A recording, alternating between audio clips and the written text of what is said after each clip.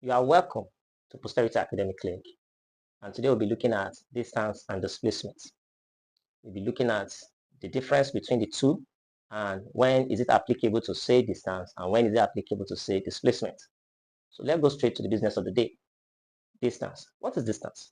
You say distance is the gap between 2 points. I'll say that again. Distance can be defined as the gap between 2 points in space.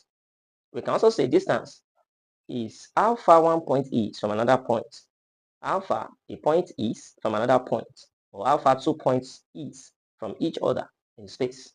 So when you are referring to distance, you are simply saying, oh, you pick 2 points and say, oh, this is how far this point is from this point, and simply that's what we call distance.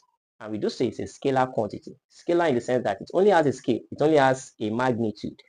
We can only know it has a particular value, a measurement of the gap, but it does not give us direction.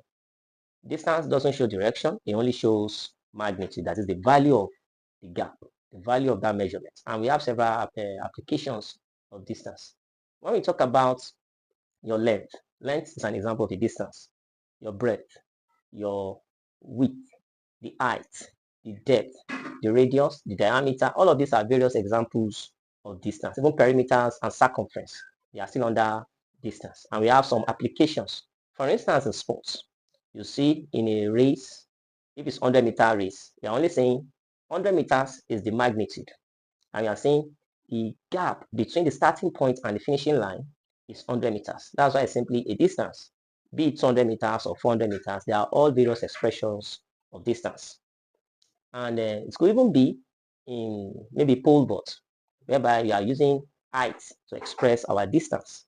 It could be in long jump, whereby an athlete will run for some time, then lift in the air before landing in the sand. You only check how far can the athlete go from where the athletes are meant to lead to where they are meant to land, how far. You see, all of these are various measurements and applications of distance.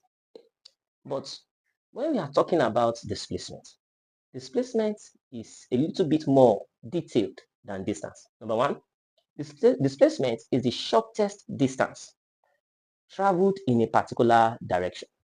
The shortest possible distance covered in a given direction. That's simply what you call the displacement. Now, if you are talking about displacement, yes, it involves distance, but more than distance, it must be a particular type of distance, the shortest distance covered.